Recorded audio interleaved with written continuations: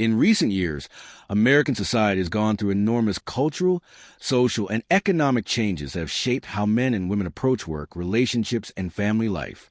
A wave of studies, surveys, and social commentaries are now revealing something unsettling. The future for many modern women may not be as bright as once imagined. While the last 50 years have opened doors for education, careers, and independence, these same shifts have also created new challenges that leave many women feeling more isolated, more anxious, and less fulfilled than their mothers and grandmothers. This story isn't about blaming anyone. It's about piecing together what research, experts, and real people's lives are telling us. Let's begin with education and career paths. Today, women in America graduate college at higher rates than men. Walk into any university classroom in New York, Los Angeles, or Chicago, and chances you'll find more young women than men. On paper, this looks like progress. More degrees, more opportunities, more chances to build a secure future. But dig deeper, and the reality becomes complicated. College debt has reached historic highs, and women, especially young women, hold a disproportionate share of it. A 2023 report found that nearly two-thirds of all student loan debt is carried by women. So while the degrees are being earned, the financial burden is pulling many down before they even start building their lives. Once in the workforce, women face a new set of challenges.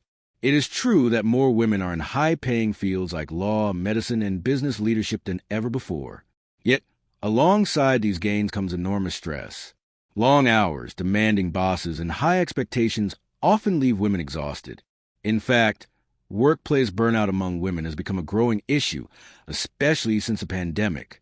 The promise that career success will bring happiness doesn't always hold up under the weight of endless deadlines, glass ceilings, and the hidden pressure to have it all.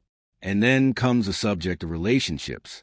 Here is where the studies grow even more concerning. Over the last decade, surveys by Pew Research, Gallup, and other institutions show that more men are reporting satisfaction with being single, while more women are reporting unhappiness. Decades ago, marriage rates were higher, and while not every marriage was perfect, family life gave many women a sense of stability and purpose. Today, marriage rates have dropped to historic lows. Many women in their 30s and 40s are realizing that they delayed family planning for careers, only to find themselves struggling to find compatible partners later on. This shift is not only about timing, but also about expectations. In cities like San Francisco, Dallas, or Miami, the dating scene has become more competitive and less stable. Apps and social media make it easier than ever to meet people, but also easier than ever to lose people. Many women describe feeling like options rather than value partners, and that can take a heavy emotional toll. The result is growing disillusionment and loneliness. In fact, loneliness among women has doubled in just the last 20 years. Health outcomes add another layer to this darkening future. Women are reporting higher levels of anxiety and depression compared to men. According to a major national health survey, nearly 1 in 3 women under 35 now struggles with some form of anxiety disorder. Social media plays a big role in this. Constant comparisons, pressure to maintain a perfect image, and exposure to criticism online have made young women especially vulnerable to mental health challenges. While men also face issues in this digital world, the burden seems to weigh heavier on women, particularly when tied to appearance and validation. But perhaps the most striking revelation comes from studies about long-term satisfaction. One Harvard study that tracked people's lives for decades found that close relationships, family, marriage, community, are the strongest predictors of long-term happiness. Career accomplishments, income, and individual achievements, while important, did not outweigh the impact of meaningful connections. And yet, modern life has pushed many women further from these connections, encouraging them to focus more on independence than interdependence. Consider the story of Emily, a 39-year-old marketing executive living in Boston. She worked tirelessly through her 20s and 30s, earning promotions, respect, and a 6-figure salary. Yet, one evening, as she scrolled through photos of friends with families, she felt an emptiness that money couldn't fill. She told a reporter in an interview, "I did everything right. I studied hard, got the job, built the lifestyle. But now I come home to silence. It feels like I traded companionship for achievements, and I'm not sure it was worth it."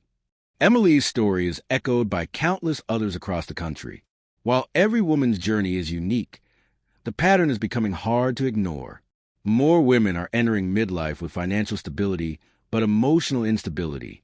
More are realizing too late that careers do not hug you at night, nor do job titles fill the quiet spaces of an empty home. So what does the future look like if these trends continue? Experts warn of a society where more women face aging alone, without partners, children, or strong community ties. Some will thrive, of course, finding joy in friendships, travel, and passions. But for many, the silent epidemic of loneliness may become the defining challenge of their later years. There is, however, hope.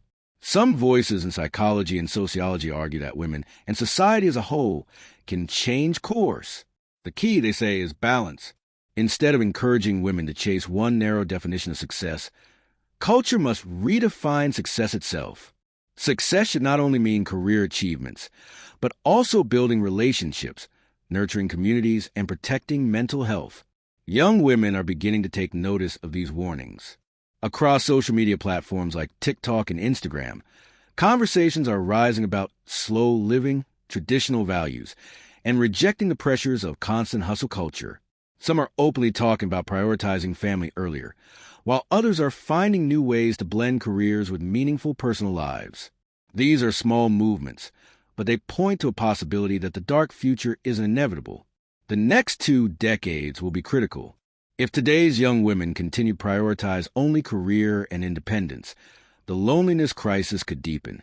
But if balance becomes a guiding principle, balancing ambition with connection, independence with interdependence, and achievement with love, the path forward may be brighter than expected. Let's end with one more story. Sarah, a teacher from Denver, made a conscious decision at 28 to marry early and build a family while still working part-time. At first, she worried she might be missing out on bigger opportunities. But now, at 40, she looks back with gratitude.